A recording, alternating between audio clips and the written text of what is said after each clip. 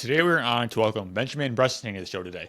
I'm very excited about this. He talks about a very interesting and important topic in the field of wellness, and that is medicinal mushrooms. Now, these are adaptogens, and he is an expert in this field. He has his own company, and essentially, learning about these tools can help amplify our overall wellness and how we operate in life as a whole. Just learning these ancient tools, which is what it's all about, kind of using ancestral technology with modern wisdom. And I'm very happy to have him on the show today. How you doing, man? I'm doing fantastic, man. I'm excited to be here. Exactly, man. I'm excited too. So I'm very interested to hear your story and how you got into medicinal mushrooms and healing and everything like that. Yeah, so it really started after spending years in the world of dealing with IVF and infertility. Um, Funny enough, we did 6 years, my ex and I did over 6 years of IVF treatments. And through that time, her body got obliterated, side effect after side effect after side effect, and I got disillusioned with the medical industry because we were learning how little they actually know about stuff. Just prescribing stuff, doing stuff, wanting to do these surgeries that where there was like a 40% chance of you having a colostomy bag for the rest of your life. Like all these little things that just like how does this make sense? How is this best practice? And we traveled around the world to see some of the best fertility specialists. And in that process, I started to get exposed to more holistic awareness or education to health and the body, male bodies, female bodies, the differences, and the gap that was around. And then that just led to a quest to do more, be better, and really dove into the world of mushrooms. I know in the world of mushrooms, I had a fantastic experience with dealing with some of the mushrooms for my depression and helping me resolve some of that entrepreneurial depression, anxiety that most business owners, people who are working or trying to be better, get. And it was after that experience, I really knew there was something more to this that I was never told. No one was telling me about the holistic health aisle in the grocery store, right? It's one of those aisles that most people see, but they're like, I don't know what any of this stuff is. I don't know how to find out what any of this stuff is. So people kind of avoid it, and we just go back to the pizza aisle or the frozen food aisle because that stuff is easy. Like it's easy to understand. And through that quest, I ended up launching a mushroom holistic health company where we have a vision of feeding over 1 million people over the next 12 months and entering them into the holistic health journey, whatever that means for them, and helping them achieve their holistic health goals. So my quest really came out of my own personal struggles from depression to IVF and everything in between. And now it's all about, okay, just showing people the raw potent power that is in these mushrooms and that you don't have to be scared of it. There is easy things to do, and there's easy ways to find good quality stuff, if that makes sense. Absolutely. Fantastic, man. Thank you for sharing that. So it sounds like you're kind of like disillusioned by the medical field. Like this can't be it, right? There has to be more. And it just Yep. makes sense because I think a lot of people have that revelation, but they don't really know where to go from there. Yeah, 100%. Like, and most of the people we talk to or deal with are dealing with some type of immune issue, dealing with an energy issue. We're dealing with a lot of women who are struggling from menopause. We're dealing with a lot of older people who are dealing with energy loss, or people who are having 3, 4, 5 cups of coffee a day or energy drinks and going, you know what? This is wrecking my stomach. It's wrecking my gut. I'm constantly chasing that sugar crash, that sugar rush, that caffeine rush. And they're like, what are my options, Ben? Like, I hear about mushrooms. People see mushrooms or mushroom coffee ads, and they're like, what the hell is this stuff? They may have. And what the sad thing is with this world is it is kind of the wild, wild west. Most people probably tried a mushroom coffee, and look, I think mushroom coffee tastes like crap, and it just it a lot of the time you'll have it and you don't even feel anything, and that's more because of the game of this industry, not that it doesn't work for you. And if that's been your only experience, it's quite possibly that you've bought the wrong products, and you didn't buy a quality mushroom product to really experience what's really available. I've seen stage 4 cancers disappear. I've seen autoimmune issues disappear. I've seen people with skin conditions or on mood stabilizers no longer have to take their mood stabilizers because their body was able to right itself. I've seen people who were drinking 6 energy drinks a day and then drinking half a bottle of NyQuil at night just to go to sleep, be able to not have any of that stuff. But this is not uncommon. But what's uncommon is understanding that, look, mushrooms have a place and there's so much they can unlock for the human body. Half a bottle of NyQuil. Wow. Yeah. Insane, man. Yeah. And these are real stories from real people. Like, this is people I deal with like on a daily basis. It's amazing what people go through and how they cope. And what's funny is we're doing a lot of stuff with Amanita muscaria with our relax gummies, and Amanita muscaria has been taboo for many, many years. Most people have been treating it incorrectly.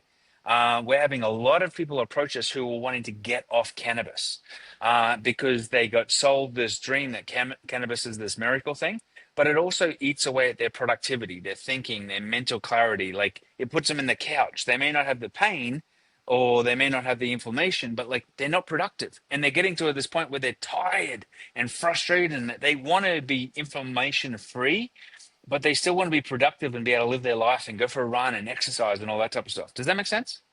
Yeah, 100%. Can you explain to people what medicinal mushrooms are exactly? Yeah, medicinal mushrooms are really any of the mushrooms that have benefits that help you holistically. We say it holistically because a lot of this isn't, there's not many clinical trials. There is a bunch of clinical trials on different mushrooms.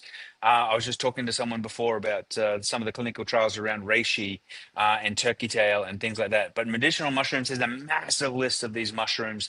And one of the problems with mushrooms is they can be very adaptogen. And what that means is it can do multiple things for your body at a cellular level. So it's not just a one size fit all. It's not like you take an aspirin for this. It's just like walking down the shelf and seeing that there's 20 different types of aspirin based on where's your pain, how's the pain, what are you trying to do? So what's your goal with it? But medicinal mushrooms are the ones that are non-psychedelic typically. So there's no high, there's no psychedelic trip. And this is one of the bad misnomers with mushrooms is most people hear the word mushrooms and think, oh, it's a psychedelic, you're going to be tripping balls, and it's got nothing to do with that. Mushrooms are just as effective, if not more effective, than a coffee or caffeine because you won't have a caffeine crash. This is just one of the many benefits of cordyceps, for example, which I can explain briefly in that context to help people understand if you want me to. Yeah, go for it. Yeah, so most people aren't aware with caffeine and how caffeine works differently to cordyceps, the mushroom. So caffeine will, when you take a drink of coffee, some caffeine, energy tabs, whatever the hell you're taking with caffeine in it, it's literally simulating energy in your body. It's telling your body, we need more energy.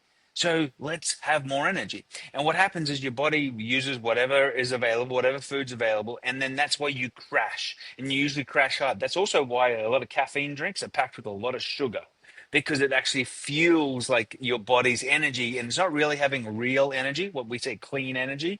It's burning like dirty fuel, right? And this is why you crash sometimes within an hour to 4 hours. Where cordyceps, if you take the mushroom cordyceps, the thing that's, for example, in our Perform blend or our energy gummies, where we have no caffeine at all and no sugars, uh, what it does is it actually tells your body, we need more energy. And it goes into energy production mode and it'll actually start to produce energy for the next 4 to 6 hours in your body. It also improves your ATP production, improves your oxygen in your blood supply, therefore allowing you to breathe better, create more energy, and just feel more clean, consistent energy rather than like that caffeine jittery rush. There's no jitteriness with when you have a mushroom for energy creation versus caffeine or coffee. Does that make sense? Absolutely. Yeah, I love cordyceps, man. It's so good for athletic performance and everything endurance. Oh yeah, and just muscle recovery. But like people go, well, I'm not an athlete. But even you going out through your day. You want to improve your ability to take deep breaths, your oxygen supply in your blood. You want to be able to think better. It all starts with your ability to actually process oxygen. Cordyceps are also fantastic for muscle recovery. So just working out, if you're going into a meeting, if you're having a busy day, we're going into the Thanksgiving, Christmas time of the year. There's a whole bunch of mushroom blends people should be thinking about to stay healthy. Just because it's about to be winter doesn't mean you should be getting sick. Like, if you were living and eating correctly, you wouldn't be getting sick. Your body would be able to treat itself and heal itself and flush whatever those toxins are out of your body. And this is where mushrooms and holistic medicines can be very, very beneficial. 100%. It can definitely improve lung capacity as well, right? Yeah, 100%. And there's many things that go with that. Like we use Redalia, which is a super herb. It's a plant that most people aren't aware of. We use maca for energy. So you can combine these mushrooms with multiple things to create this pure energy stack.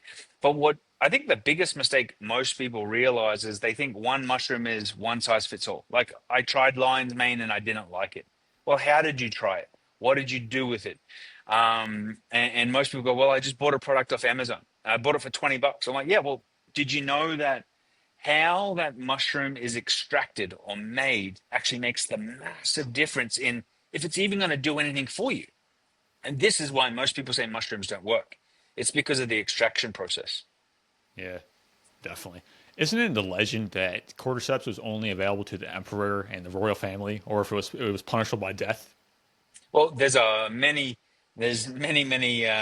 legends around that. There's also the legends that the yaks would eat this as they were climbing up the altitude, and it was what they would hunt out the cordyceps to actually be able to hike the Himalayan mountains and all this type of stuff. And then when the farmers noticed that this is what the animals were eating, they started eating it too, and then they started to find the productivity performance boosts. There's so many stories with cordyceps about how valuable they were in the treatment and just the healing of things. Yeah, definitely. So, can you get into different categories of mushrooms? Because I know like there's culinary, there's medicinal, there's psychedelics. Like, because just to give people a distinction of what we're actually talking about in a sense. Yeah, so we're not talking about the psychedelic ones. Psychedelic ones would be psilocybin or any of those that give you a mental trip relief. The big buzz is microdosing. It's really how you should be microdosing. There is culinary. These are the mushrooms you eat and you cook with, and you should cook most mushrooms. You shouldn't be eating most mushrooms raw, except the button mushrooms. You can eat those raw. That's the ones you see in the grocery store. But yeah, there's a whole variety of mushrooms. Then you've got the mushrooms that actually have healing benefits. So you can cook with mushrooms, and then you have the healing benefits by eating them and consuming them. But there is ways to take them in a tincture, in a gummy. Some people have them in powders. But it's more about how you're extracting the goodness from those mushrooms for the multiple categories. So, but you're 100% right. Like just because you hear the word mushroom, it's kind of like saying the word paint. There's lead paint, there's dye paints, there's indoor paint, there's outdoor paint. Like, what are you referring to? And more importantly, I would be asking, what's the potency of the mushrooms that you're actually consuming? Most people aren't even aware that most of the mushrooms on the market have a potency ratio of somewhere less than 15%, which means you're pretty much drinking Waffle House coffee, which is, for those who don't know what Waffle House coffee is, like think of Denny's or one of those fast food chains or airplane coffee. It's not necessarily the best coffee you can have versus an Italian espresso for someone who's really creating a high quality product. Yeah, and have been used for like thousands of years. Is that right?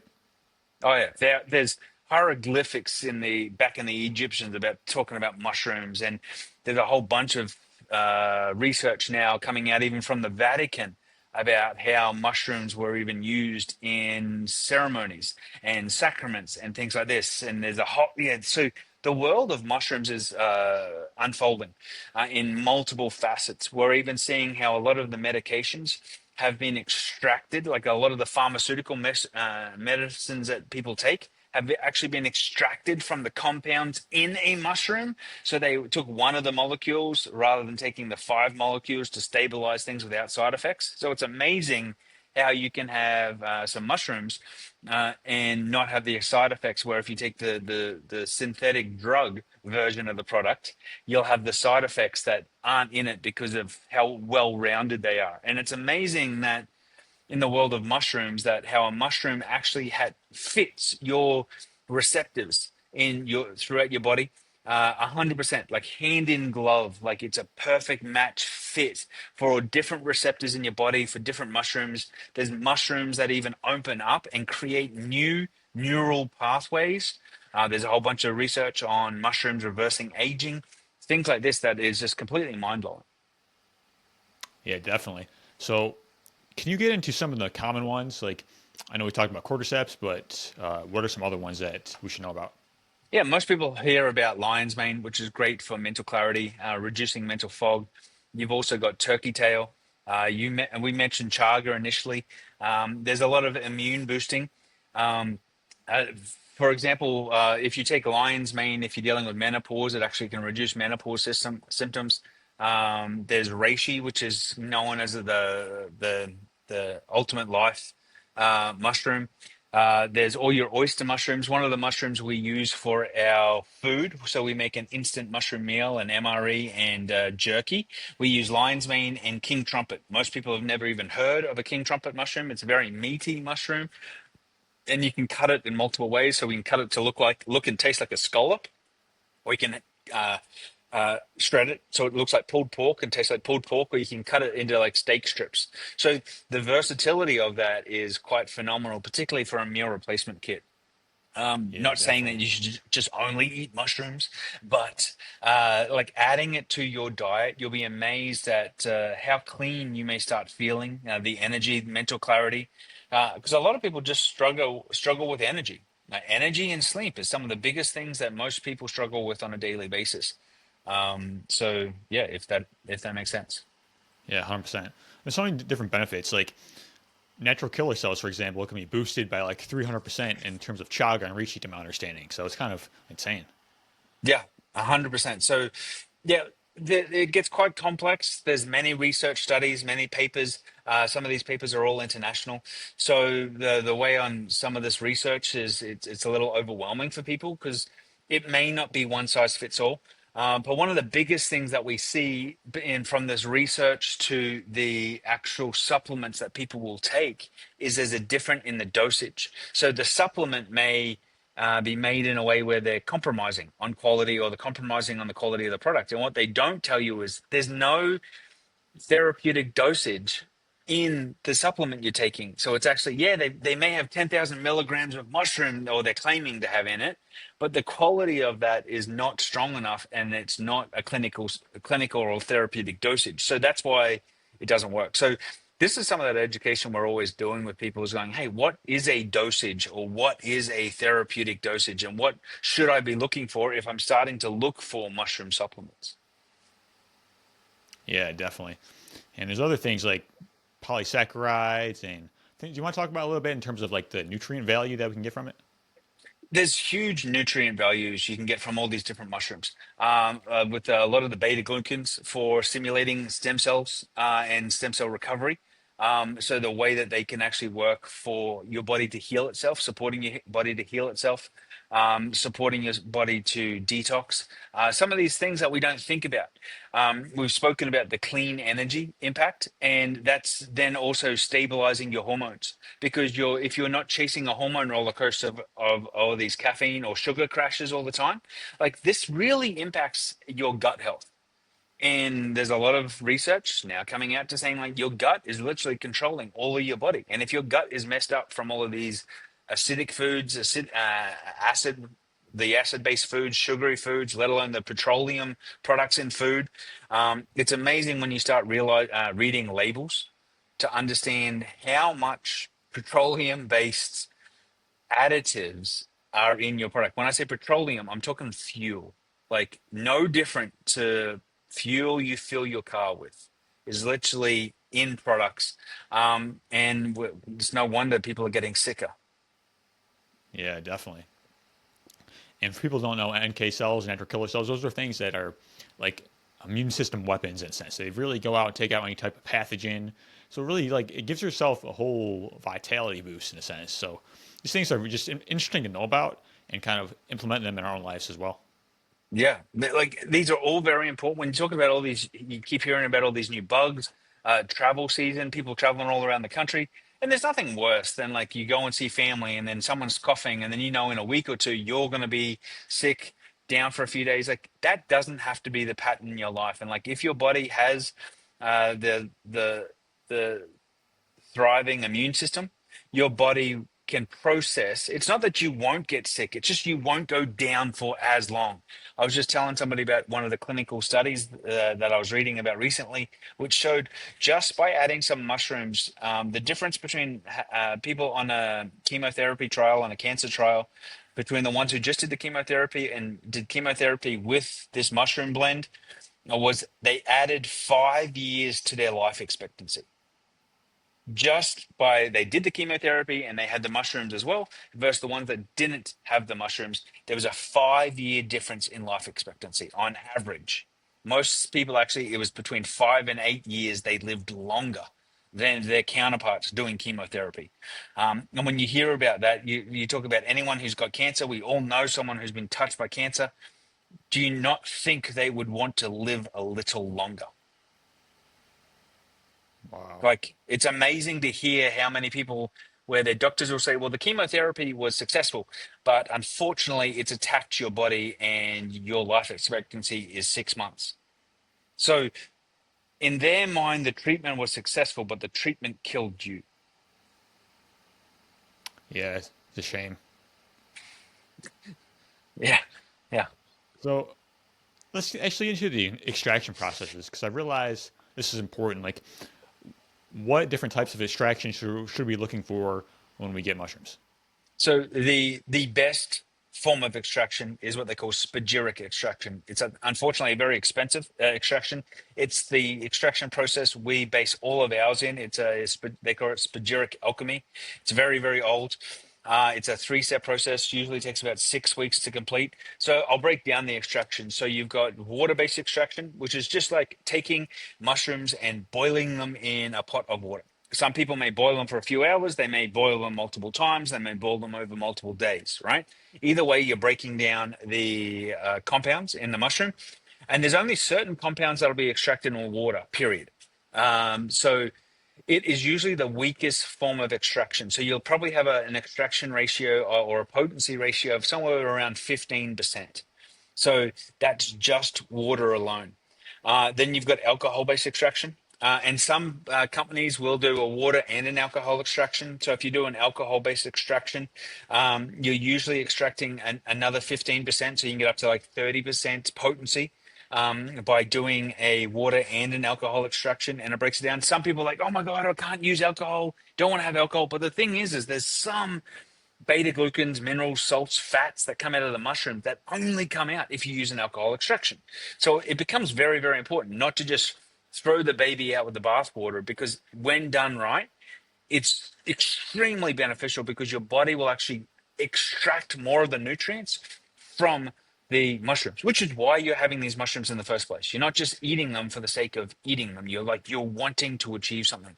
The last one is what we call spagyric extraction.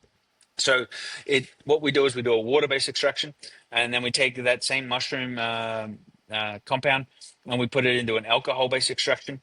And once we've completed the alcohol-based extraction process, we actually take that raw mushroom ingredient and we go through a process of calcification, which really means we light it on fire and burn it and turn it into ash.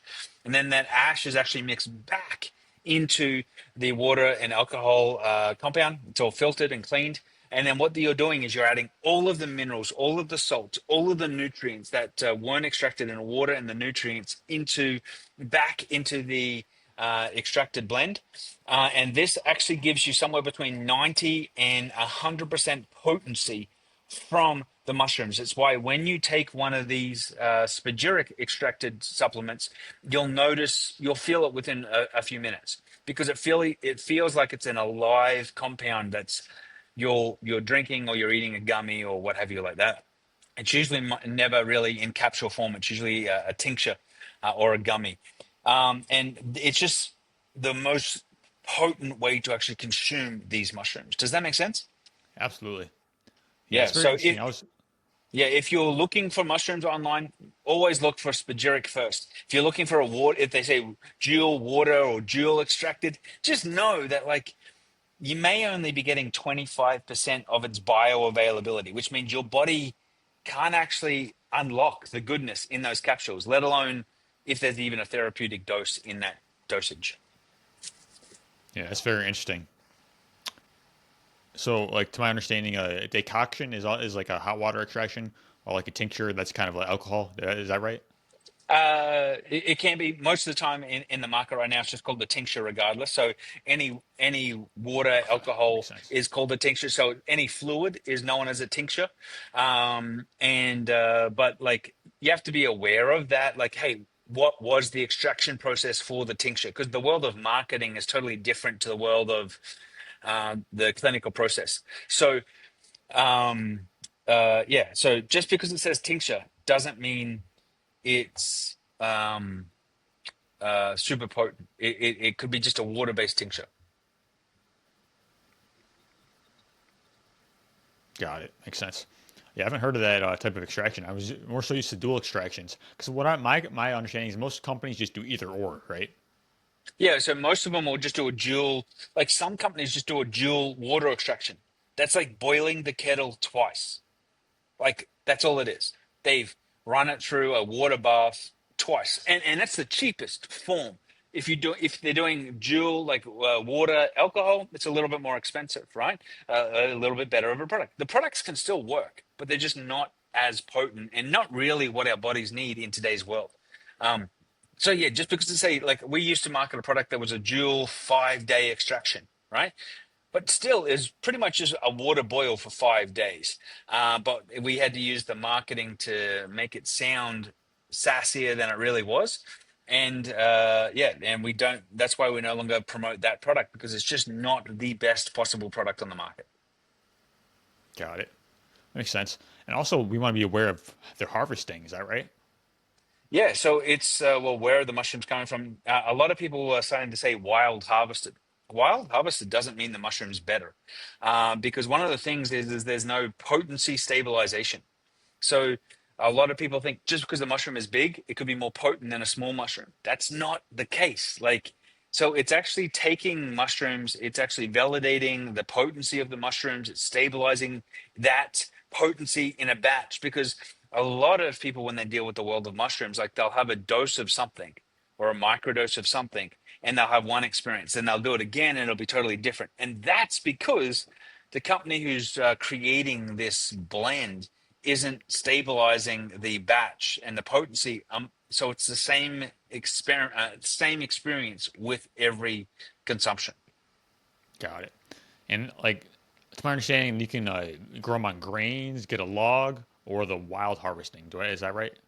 Yeah, well, and wild harvesting just means it's outdoors in the wild. Yeah. Some people prefer that; they have a preference over that. But it really, when it comes down to that, that's not really the most important thing. The most important thing is when it comes down to potency and extraction. Like I would rather take lab facilitated mushrooms that are spagyric over wild harvested, just because the potency is better. I'm going to be getting more benefit out of it. From just getting a wild harvested water boiled mushroom. Okay, that's one thing. Like that's one level. And this is part of the confusing world of all of this, right? There's so many variations of lion's mane. Yes, lion's mane. We're having the same style of mushroom, but a lion's mane grown in different areas of the country will have different pH levels. It'll have different, it can even taste different. The humidity can impact it. It's like there's so many variables with this fungi, which is what makes it fascinating. Yeah, 100%, man. But should we be avoiding things that are grown on grain? What's your take on that? No, grain is a well, this comes just down to really opinion. There's some people who they only want to grow on some type of grass or sprouts. There's people who want to grow on grain. There's people who want to grow on beer extracts. The reality is most mushrooms that we have that are actually coming out of America are a grain-based, rice-based mushroom. But each mushroom actually has its own preferred growing style and methodology. So it's just not like, oh, anti-grain. Like it doesn't work like that. Like that's not possible. Yeah. Like, doesn't the mushroom kind of, whatever it's growing, it kind of extracts it? Like, whatever, it extracts kind of what is growing on in a sense. Like, does that make sense? In some ways, yes and no. That was a theory. That theory has been debunked a lot recently. There's a lot of spent beer grains getting added, but what we've learned is it's you can only add about 18% spent beer grains to any mushroom grow bag before it actually doesn't yield any extra difference. Some people say they can taste the difference between straw and grain or rice, but I'm yet to really see that. And it comes down to more of the cooking style and the yielding of like how it's more of the airflow, the humidity, and what's treated in the room than the grain style. Some people only love wild harvested because that's the stuff in logs and in nature and things like that. But this is really that personal preference, right? Got it. Makes sense. Back to the different types of mushrooms, real quick. Like, in terms of knowing how to utilize them in our lives, right? So let's talk about chaga a little bit more. Like, what do we see from that specifically? Like, what is that known for? Chaga is a fantastic mushroom. Funny enough, we actually don't use any chaga in any of our blends because we've been able to stabilize um, the output of that differently. So chaga is really an immune boosting mushroom. We've had greater success with turkey tail, reishi, and maitake in having that blend rather than chaga. Chaga actually has some issues when people are processing at a kidney level. So you can actually really overdo the chaga and the chaga consumption quite easily. So yeah, chaga is powerful, but you've got to be also really, really aware of what's the dosage you're taking, and yeah, for how long you're actually taking. Got it. It's kind of really known for immunity in a sense. Is that right? Yeah, it's sold as an immunity booster. It's certainly not as strong as the turkey tail, red reishi, maitake style mushrooms. It is very, very good for what it does, but it's certainly just one of a stable of mushrooms that people should be having in their blend for sure. Yeah. It's also a very potent source of melanin, though. That's really interesting. Yeah, yeah, yeah. There is multiple benefits when you start talking about these, like even blood sugar and cholesterol, skin health. There's a whole bunch of research around it for cancer-related things, and this is where people get into many of the rabbit holes with each one of the mushrooms because, like, there can also be conflicting research, conflicting evidence as well. Yeah. What about lion's mane? What is that? Something that we can know about to utilize in our own lives? Lion's mane is really mental clarity, mental focus, opening the brain to being able to operate better. Um, that would be one of the main benefits of the lion's mane mushrooms. Yeah, and it looks like a bundle of neurons growing. Very interesting. Yeah, yeah, yeah. It's very interesting. When you're talking about reishi or oyster mushrooms, they're also stronger than chaga on the immunity blend, the immunity performance and recovery, cellular recovery, which is really, really important. So you've also then got turkey tail, which is fantastic for inflammation and recovery at a stem cell level as well. Then yeah, you can also then we're seeing a lot more companies start play with Redalia, which is more of an immortal blend of a plant. So we're now adding plants with the mushrooms to kind of even strengthen the compounds. Like mushrooms shouldn't be just treated in a silo. Like you can mix them and stack them with different things, and you'll be amazed how people's bodies process them differently. Yeah. And with the lion's mane, it's really good for like BDNF production, right? And like that myelin, kind of like remyelinating our nerves. It's kind of incredible. Yeah, there's some phenomenal research just how what it even does at a hormone level, hormone stabilization. And for a lot of us, we don't realize how much of our hormones are completely messed up.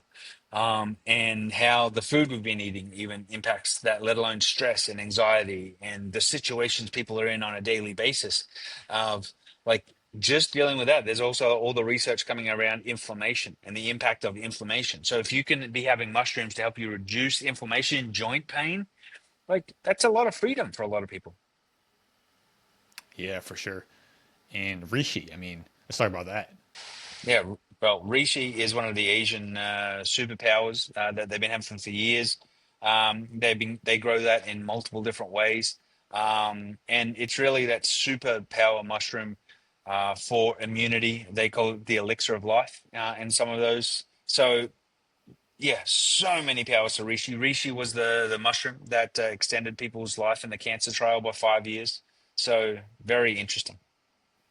Yeah, I believe it was like in Materia Medica by ancient China, it was ranked like number one for all the herbs and everything. It still really is like they will treat you with herbs before they treat you with pharmaceutical medicines, which is quite fascinating because we do it the opposite here in the US. So like when you start going around the world, like they'll do herbs first because of the potency and power of herbs versus giving you a drug, which is an interesting perspective to health. Yeah, for sure. I mean, it's like so good for like sleep optimization, my understanding. Like there's so much research on that and just kind of restoration, like overall. Yep. Yeah, yeah. So yeah, sleep, healing and recovery. And this is one of the things that people go, "Oh, I sleep all right." But do you sleep in a way that your body is healing itself and repairing itself for the day or from the day or from whatever you've been through that month, let alone for women, even connecting it to their hormone cycle? Very, Yeah. very important. And this is where the mushroom stacks can really support you around that. Yeah. And what about turkey tail? What is that something that we can know about and utilize in our own lives for? Yeah, well, turkey tail, once again, inflammation support boosting. Turkey tail has been phenomenal with a lot of the research around clinical trials, clinical studies, decreasing the bad cells, the use of the beta glucans in your body and how your body processes beta glucans. So yeah, that is really how I'd be factoring those mushrooms. Awesome. And isn't like chaga known as the king and reishi known as the queen? I don't know. I don't kind of buy into that. That's just one philosophy. Like we don't promote chaga in any of our products, just because of some of the impacts of that. Some people think that may be an extreme position, but I believe using chaga and adding it around a blend, but it's not something I'd be taking every day, Yeah. even myself. So, um, so yeah, that's somebody's perspective. I'm pretty certain, like, if you ask that question again in another 2 years, that it'll be totally different. And in 2 years from that, they'll be all talking about the benefits of psilocybin and how everyone will be taking a psilocybin microdose because of what it does with the neural pathways and then reverses Alzheimer's and creates new neural pathways in your body. But that's a psychedelic mushroom that is actually used in a microdose form so you don't experience any other psychedelics. So how it's reprogramming and opening up the body in new ways, which is fascinating. But that's what microdosing is. Yeah, very interesting. Yeah, it's, these names people give things. Yeah, so when you talk about king and queen, no, I wouldn't refer to that mushroom as king and queen of anything. I would refer to I'd refer to Amanita as more of the queen because what it does for inflammation. I would refer to the psilocybin certainly as the king because of what it does with the neural pathways and helps your body in repair. And then the other mushrooms support it as like the rest on the chessboard, that's for sure. But yeah, like you see the people who talk about king and queens are usually they're heavily promoting a chaga product or what have you, and it's just like, yeah, well, if you've only got one lover, that's one thing.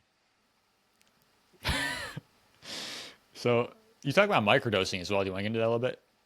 Yeah, well, microdosing is just taking um, any form of, well, most people take a baby aspirin, for example. That's a microdose.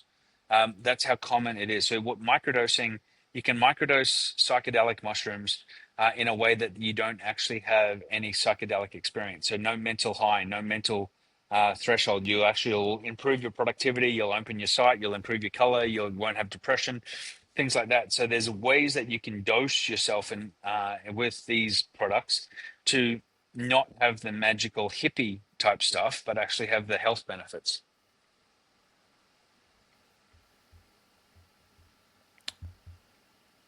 Yeah, that makes sense. Like when I hear microdosing, I usually think of psychedelics. Yeah, it's associated to psychedelics, MDMA, other drugs like that, and the seeing that the clinical research and the benefits from it. For example, Amanita muscaria was a mushroom that if you Google, most people say it's dangerous and it'll kill you. The reality is any mushroom can kill you. You shouldn't be eating mushrooms you find in the woods, wild foraged, unless you're very, very experienced and know what you're doing. You certainly shouldn't be eating them raw.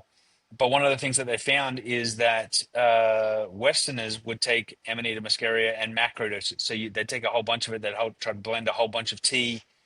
What the natives would do is actually microdose it, have a small dose of it to remove inflammation, rub it topically on their skin, and how it can remove inflammation. So they used it totally differently than the Westerners did, and the Westerners gave it a bad name, bad reputation. And there's over 3,000 clinical studies or citizen research studies, I should say, on the benefits of Amanita and what it can do. And it's one of the products that we have the most success with because of how people respond to it and the impact it makes on their life. Yeah, that makes sense for sure. So if people want to get started, like in terms of medicinal mushrooms and everything like that, also aren't they known as functional mushrooms? Yeah, medicinal mushrooms, functional mushrooms, holistic mushrooms. Yeah. And the problem with all the mushrooms we're talking about also can be culinary mushrooms, right? But with the culinary mushrooms, there's a lot of just other food-based mushrooms that are only used in food, like button mushrooms, things like that. But yeah, like oyster mushrooms are fantastic, fantastic benefits of it that you can have in a tincture, or you can eat them over eggs. Yeah. So if people want to get started in this process, like where do we start in a sense? Like what are the first steps we should be taking? So if you're looking for a mushroom supplement, always start with something that's the best mushroom supplement you can get. So look for any mushroom supplement that's a spagyric extraction. So I would do that over anything that's a dual extraction. Always try to give yourself the most potent form of a mushroom first, and then go down from there. Also, when you get a mushroom product, test it. How does your body respond? You may find that the dose that Anthony has is totally different to the dose that Ben has versus the dose that you give your partner. And that's okay because each of our bodies work differently. You also have to factor in that there may be an onboarding cycle.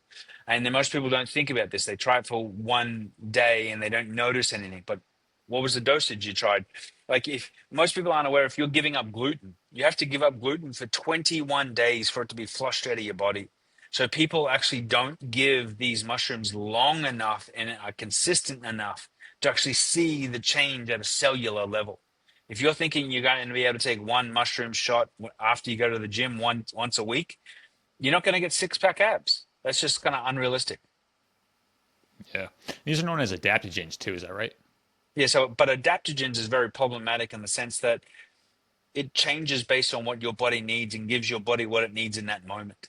And that's why a lot of the blends we've been providing clients with have variances which allow them to change what they're taking based on how they feel for that day or what they're trying to achieve in that day. Do you need more productivity and performance? Do you need more energy? Do you need more mental clarity? Do you need more relaxation and recovery after you've been at the gym or you've been working out or you were preparing for a good night's sleep for whatever it is, right?